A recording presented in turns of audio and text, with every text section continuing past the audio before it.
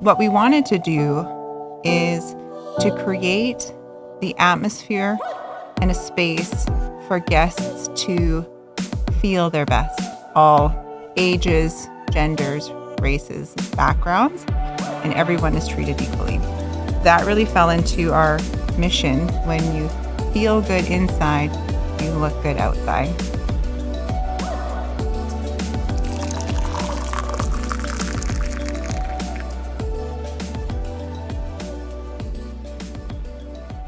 Hello and welcome to another episode of the Commerce, Coffee and Community Podcast. My name is Brandon Greenall, and today I'm joined by Shannon Wright of the Pepper Tree Hair Studio. How's it going today, Shannon? I'm excellent. How are you? I'm doing so well. Thank you for asking. Why don't you start off the show today by just telling us a little bit about your background, Shannon, where you grew up, and what made you decide to settle a business here in Prince George? So I am a Gitxsan hereditary chief. I was born in Gidden Max in Hazelton, and I was raised in Houston. My mother is a hairstylist, so I grew up in the beauty industry. And I am a licensed hairstylist, esthetician, barber, and educator. And during one of those years of training, I lived in Prince George for a year, and I fell in love with it here. It's a great place to be, and it's a great place to live. Absolutely. It's truly a wonderful, tight-knit little community. And speaking of tight-knit little communities, I have a soft spot for Hazelton as well. That's where I grew up. So good to see us both here in the big city. That's right. Now, you got some hours in, and you spent a lot of time, honing your craft as a hairstylist. But what motivated you to start a business here in town? And what would you say the mission behind the Pepper Tree really is? So I think I purchased the business in 2007, but what we wanted to do is to create the atmosphere and a space for guests to feel their best, where everybody is treated equally, catering to everyone, all ages, genders, races, backgrounds, and everyone is treated equally. So that really fell into our mission. When you feel good inside, you look good outside. That's a really wonderful mission to put forward, and especially into a place like a salon where you're going there to look your best. You're getting all jazzed up, and really making it a comfortable space for everybody is such a wonderful goal for sure. Now, as part of your journey through the beauty space, you spent some time working with your mom as a teenager. What would you say has been sort of one of your favorite memories from that time period? So I used to actually walk over, there's a few number of memories, but probably in my earlier years, even just as a child, I used to walk to the business after school, do my homework in the staff room, fold towels, and she would pay me. I would get paid in cheeseburgers, which I loved. I was probably 8 years old, 10 years old, something like that. Perfect currency at the time, right? Yes. And then fast forward to teenager, I started officially working for her at 14. And there's so many memories that we have, but some of my favorite ones is spending time with her, going to the hair shows. I loved going to the hair shows. We would fly down to Vancouver. We'd spend a weekend there, and we got to see all the newest and latest trends, as well as just the people watching was just it's just so phenomenal. Who's not down for a good people watching opportunity, right? Yeah. Oh, that's so lovely that you got to, create those memories with your mom and do some traveling with her. That's wonderful. Yeah, we had a lot of fun. What would you say? Now, I've been trying to get some foodie love this season for Prince George. Yes. What would you say is your favorite place to grab a bite to eat here? Well, I think we're so fortunate. There's so many good places to choose from, especially downtown Prince George. Right? I have a heart for. And I also have a heart for the Coast Hotel. Right? Okay. We go to the Shogun for dinners. Yeah. But my favorite place, though, is the House of Ancestors. Absolutely. We love there. We're regulars there. Yeah. And did you know that they actually serve Mercedes beans?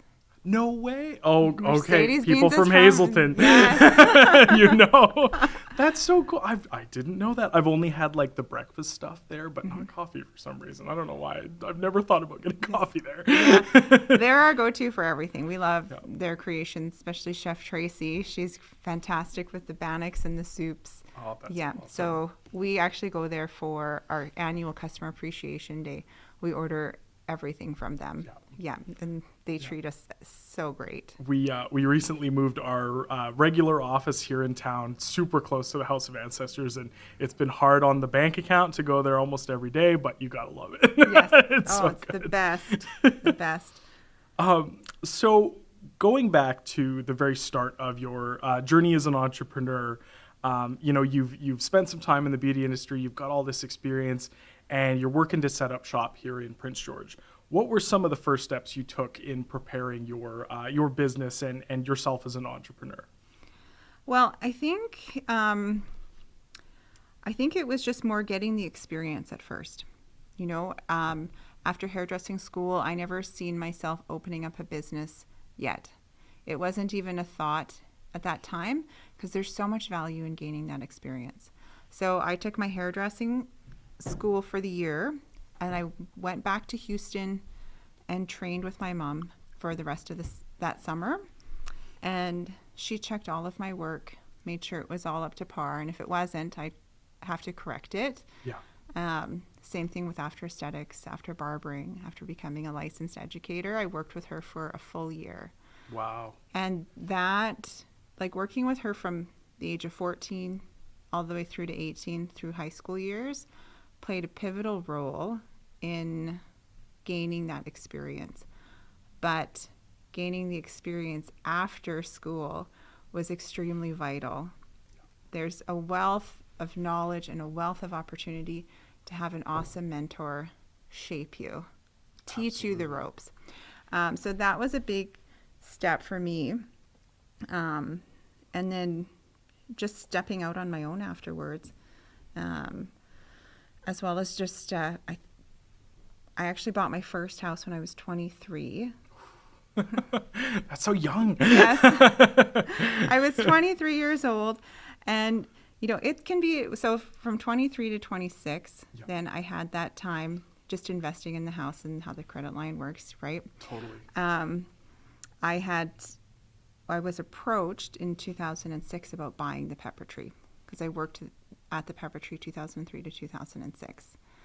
And so I actually had that opportunity then to be able to buy it because of the equity I had in my home. Absolutely. Because it can be challenging to get a loan for a business. Absolutely. When being so young, right? And so I had that opportunity. So I was really grateful for that. Yeah, just finding ways to finance a business so early on in your life is really tough, but it's really great that you had that sort of in your back pocket ready to go, right? Yes. Absolutely. So that you know puts a lot of merit points into also in a way young entrepreneurs sometimes really want to just go and get into it immediately, but being able to sort of build up a bit of equity and safety net before going all in is kind of really important, right? So it reduces the risks. Absolutely. Yes, yeah, huge. And then you also get that experience of your mentor. Like, so I had my mom, right? So I knew from her experience what works, what doesn't, right? That feedback, as well as just that molding and shaping. Because to be right out of school and start a business and have that be successful, at least I didn't see that in my future right away. Absolutely. Kudos if it works for others. but no, you're right in a sense of you know having a mentor to show you the ropes and also sort of they've made a lot of those mistakes that you may make without mentorship, and then they can share that with you and really help you grow you know before you run out and potentially make some mistakes that set you back, right? That's right. And just being out of school, you don't know if you're making mistakes. True. Unless you're told, right? So you're going to be making those mistakes again and again unless somebody tells you otherwise, right? Or unless you learn by mistake. But absolutely. We spent a little bit of time there talking about your mom, and I have a feeling she may be the biggest influence on you throughout your journey so far. But please, I guess I'll rephrase that. What is sort of the who has had the biggest influence on you throughout your whole journey here? Oh, my mom, hands down. My mom, Nyana, and Nyana's Hair Studio was the name of her business. She had the biggest influence on me. And the best way I can describe my mom working for her and working with her is that she is just a person of excellence. And she just has a genuine heart, and she's just a lot of fun to be around. But I'll back it up to the excellence parts, because she does everything wholeheartedly and, just the lack of a better word, excellent. That when I watch her work, I can see the things that I'm not doing completely. Yeah. And I don't mean perfection, because perfection, you can get stressed. Nobody's perfect. Nobody can do anything perfectly all the time. So trying to strive to perfection leads to stress, right? And failure. But excellence, though, that's something totally different, right? We can always achieve to do better and be the best versions of ourselves. So even, for example, one of my mom's stories was she started off asking to do work experience at a hair salon in Houston and asked to do hair washing. Oh, okay. Right? And so she started building experience that way. She was licensed as well. But her motto was, okay, this is my only job at the moment. I'm to hair wash. I'm going to make sure that this person leaves with the best hair wash they've ever had. Absolutely. My job is to sweep the floors. I'm going to make sure every hair is swept up. Yeah. So, you're doing everything to the best of your ability, no matter what you're doing. Right. Yeah. Right. So that really shaped me in my career. Yeah. And setting the bar of, a lot of those tasks people might not, they might not care the outcome too much, right? Like they may not be focusing on that, but that builds such character into all aspects of your life. And especially as you progress through, right, all the way up to business owner, right? And you're taking on so many other responsibilities, that excellence that's baked in you becomes so essential.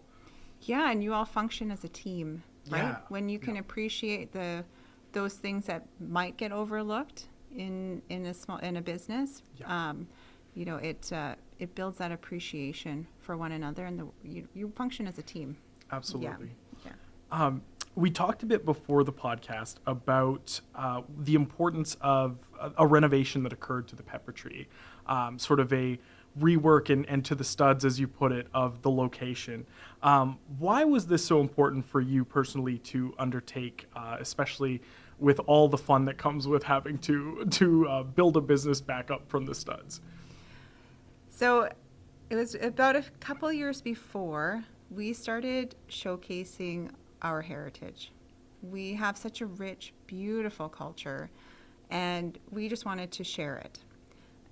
So it was probably about 2016, somewhere in there, we started showcasing the products, right, of various Indigenous artists, and it went very well, even more than we could have imagined it. And also from the business aspect of it, there was just a lot of wasted space, wasted steps. Right. And we just needed to have it more functional and more efficient. So we had gutted it down to the studs. My mom purchased a drafting software, and she designed and scaled it all to size. That's where that excellence comes That's through. where the excellence, yes. And back then, we were working 6 days a week. We were working Monday to Saturday, 9 till 5. And of course, you're there earlier and staying longer.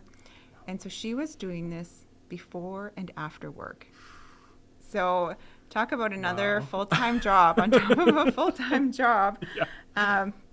So she had designed it and redid our logo as well. So we really wanted to showcase who we are as First Nations people, showcase our Gitxsan heritage, as well as just who we are as entrepreneurs and as well as women in business. So, and I think that we had achieved that, but we also wanted to create a safe space for people to come and learn our culture, Right. Yeah. right? There, because this was all before Truth and Reconciliation was known as Truth and Reconciliation Day, right? So there's lots of stigmas and things like that still around, and they still are to this day. But at least now that's a conversation, right? But back then, it wasn't really. So we just wanted to people get to know us, right? Yeah. Well, that's wonderful to incorporate into your business and really create that safe space. Now, every business has ups and they have downs. Why don't we start off with the most satisfying moment of your journey as an entrepreneur so far? Oh gosh, I've had so many. Right, we just celebrated our 16th year in business. Wow. In February. And prior to that, of course, I was a stylist for years. And working alongside my mom, I still have clients now that have followed me from my hair washing days in Houston. Wow. And so I've seen my mom's clients, their children, now coming to the Pepper Tree. Wow. And I'm super proud of that, and super of just achieving that level of trust, customer experience, as well as I'm super grateful for the awards that we've won. Even being nominated for was just a huge achievement, and then winning those awards have been to the next level. And also the orange shirts for us. And in order to understand how much that meant to us, you also have to understand what we've been through, which was also tying into the hair pulling moments at times. Absolutely. Well, let's rip the Band-Aid off and let's go to perhaps the most difficult time for yourself as an entrepreneur. So I was supposed to purchase it in 2006, and I had my finances in order. I'd already worked there for 3 years. Everything was all set to go. I had met with the owners. I had the check ready on hand, and there was a new general manager at the hotel at the time. And before I get started with that, I'm also going to say we have a great relationship with the hotel, right? So it's not the same manager, and it's not like that for us. We've got a great relationship. So, but on that note, I'll take us back to 2006. So that general manager comes into our business meeting, and we're ready to sign the papers. The hotel's job was only just to sign the lease over to me, put it in my name, which it should have been done with ease.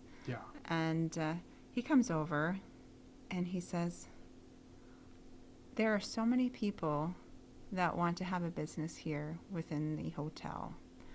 I don't know why you think we would allow you of all people. I don't even think you can afford it. We're not signing it over. And he turns around and he walks out. And we're all left, did we hear this right? You're just all left stunned, not knowing what to do. So we couldn't move forward with the purchase agreement because the lease wouldn't be signed over. So my funds were tied up, and so I had approached him and I had asked him, what is it that you're needing from me? I had offered him different suggestions, right? Do you need references? Do you need a credit check? What is it that you're needing? And he said, I don't know why you think you can just approach me. He asked me to get a lawyer to speak to him. So I had to find a lawyer, and all of a sudden I'm thrust into this legal world that I don't know anything about. No, and you shouldn't have to be facing this to begin with. Yes. So I had to find a lawyer, And they reached out to him, I think month after month, sending him a letter, and he never responded. Nothing. And so fast forward to 2007, the president of the hotel had flown up and had met with the general manager as well as the two owners. And I know there was other chaos happening within the hotel. I mean, of course, someone like that, they create chaos everywhere, right? Yeah. And so they told him, if you don't have reason to not sign this over, we're going to sue you. They accused him of racism. He said the only thing different with Shannon is that she's First Nations. If you don't sign this over without just cause, we will sue you. And so I don't know if it was like by the end of the day or by the end of the week, but by February 1st, the lease was officially signed over. And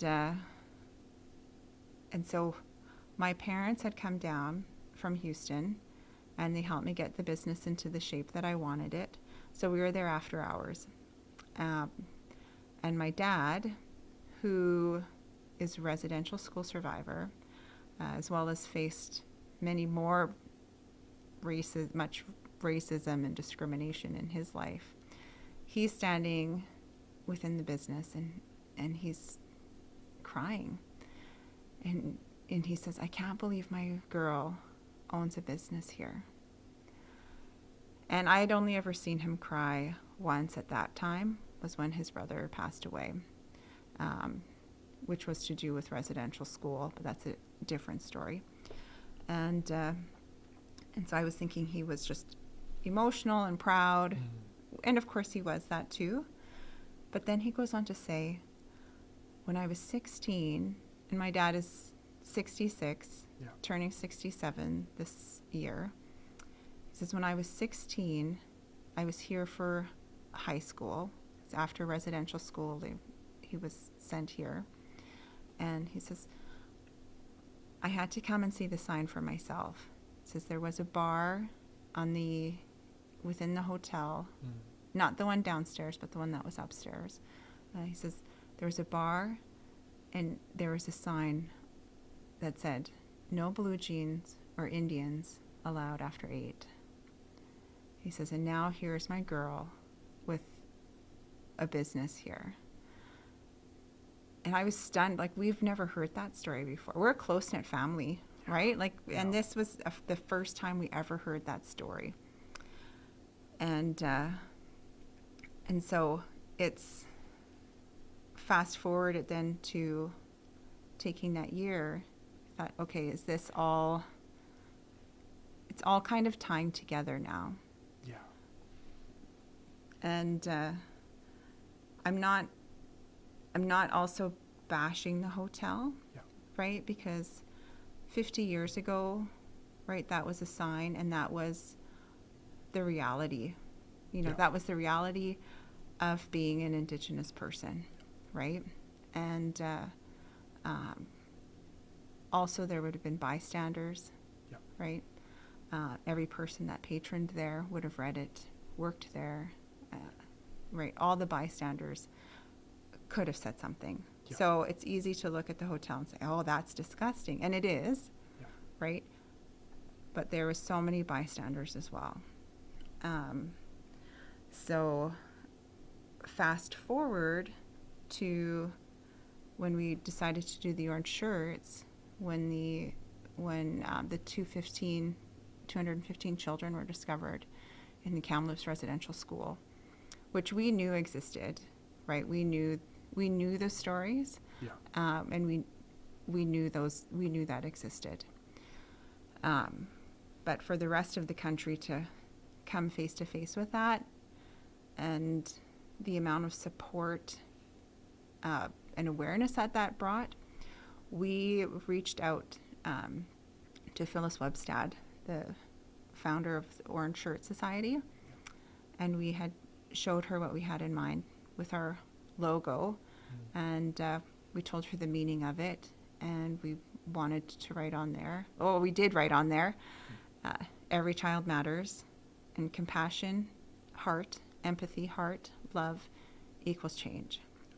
Because for us as a family, we've always said and known that it's more than just head knowledge, it's also heart knowledge, right? And when those two collide, that's when change will happen. And so we had, she said it was well thought out, gave us her blessing, and we had donated proceeds to the Orange Shirt Society. And the amount of support that we received was just phenomenal and huge. Like the Prince George community was just amazing. And then it reached even further beyond that. You know, it was reached more different provinces and then nationally. And it was just huge. So for my dad to see, and I'll also say we've also donated the proceeds to St. Vincent de Paul now too. Yeah, that's right? wonderful. Yeah. But the amount of healing that brought to my dad and our family, you know, a place that had such a horrible sign up, you know, fast forward years later, all of a sudden orange shirts blasting out of there, right? We have an orange shirt decal on there now. And that was just, it just brings tears to my eyes when I think of the level of support that we received and still receive from individuals, businesses, corporations, schools. It just pierces our hearts. Like it's just so heart touching. It's really incredible what you've been able to do with your space in, you know, even thinking about the experiences that, you know, your father went through, and then also thinking about the experience that started your entrepreneurial journey, and then taking that and turning it into such a wonderful positive, the Pepper Tree being, you know, this beacon of cultural openness, and through your efforts with the Orange Shirts, being able to support even so much further to that truth and reconciliation is just wonderful. And it's something I really commend you and your family on, because not everyone would be able to have the strength to take such a terrible experience and turn it into something quite beautiful. Thank you. I will also add that general manager that did that to me, he had apologized and he was fired, as well as the president of the hotel had flown up that Christmas, and he had apologized to the whole hotel for the chaos and disruption that was caused. Yeah. So they made it right. Yeah. Yeah. That's great. They made that I'm right. I'm glad you could sort of have a better relationship outcome after that, especially. Now, you know, we talked about sort of the start of your entrepreneurial journey not working out quite the way that I'm sure you'd hoped it had. But what is one piece of advice that you feel sort of generally applies to people and that you wish you would have had sort of at the very start? Well, I'm really fortunate. I haven't done everything perfectly by no means, but I have had a great mentor. Yeah. And I would tell every person, every entrepreneur, to have a mentor who's been there, who's done that, and who has your best interests at heart. I'm so grateful, again, to have that experience with my mom, right? And the piece of advice that she gave me, it was also mandated too in her business. Yeah. Is that every person gets treated equally. Every person gets treated with dignity and respect, no matter their background, age, race, gender. Every person gets treated equally. That's so wonderful. We're gonna go on to the advice portion of the show here, where you help sort of our young entrepreneurs and you know, people with businesses enhance their business or help them kind of get a little bit of a background to start their business. So my first question for you is, how can entrepreneurs work to incorporate truth and reconciliation into their business practices? I think knowing the land that you're on is the biggest one that a business can do. One of them anyway. Know the territory you're on, know how to pronounce the name, and know the history of the people that are from there, whose land that we're on. So, we're on Clayton Tenay territory. And, it's important to know the history of Clayton Tenay. It's important to know why they are divided on the two sides of the river. It's important to know why is there no village anymore where the burial grounds are. Know those pieces of history, because once you know those truths, then true reconciliation can start to take place. Back in 2018, my mom had come to me before we had opened, and she says, I've been thinking about this for a while, and we are super grateful to do business on Clayton Tenay territory. She says, we need to recognize them. We need to have it stand apart within our business. And I said, yeah, absolutely. And I said, what are you thinking? Because she says, we need to give them a 10% discount, as to thank you for allowing us to do business on their beautiful territory. And the moment she said that, it just clicked. Why did we not think of this sooner? Yeah. Yeah. It just was so right with that. But I think land acknowledgement for sure, knowing the history and seeing how the reconciliation piece can fit within your business. There's lots of places that can help with that. There's the Truth and Reconciliation Center, National Truth and Reconciliation Center. I believe they're based in Winnipeg. But there's also courses like cultural safe places that will teach a business how to incorporate that within their business. Absolutely. That's wonderful. And thank you for sharing those resources to our listeners here. Now, I had the opportunity to meet your mom as well as your daughter while we were filming some video B-roll. And I got to say, your mom's a lovely lady.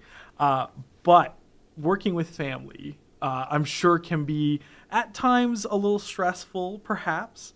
What advice would you give to entrepreneurs who are seeking to operate businesses either, with their parents, with their kids, cousins, brothers, making business a family, sort of a family mission?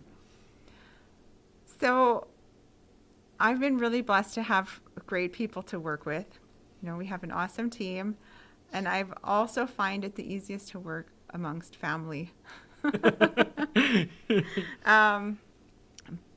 Because family, in my experience, there has never been an option to not succeed, to not set you up for success, right?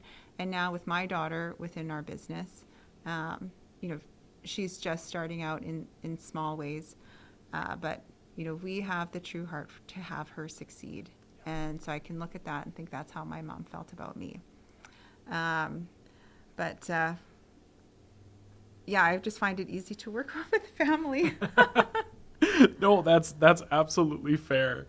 I would ask, in going a bit back to the question of truth and reconciliation, and Indigenous entrepreneurs or BIPOC entrepreneurs looking to make their businesses culturally safe spaces. The Pepper Tree has done such a wonderful job in doing that. What advice would you give to entrepreneurs who are looking to build their businesses and make them culturally safe spaces? How can they sort of bring culture into their business while also supporting other BIPOC entrepreneurs as well? So I think it's important to be a culturally safe person, for one thing. If you're going to be leading a business that you want to be culturally safe, be open to learning, right? Be that safe person that that your staff, your team can come to with any questions or concerns, and not taking anything personally, but just be open to learning. And it's knowing where systemic racism is and being able to pinpoint it, learn from it, change it. Even just like certain phrases, not knowing where they come from, right? Being able to have that be a dialogue, and just being completely open-minded and not being defensive. Absolutely. Now, everyone kind of has a horizon on their business, and thinking towards the future is I feel like something that entrepreneurs are always doing.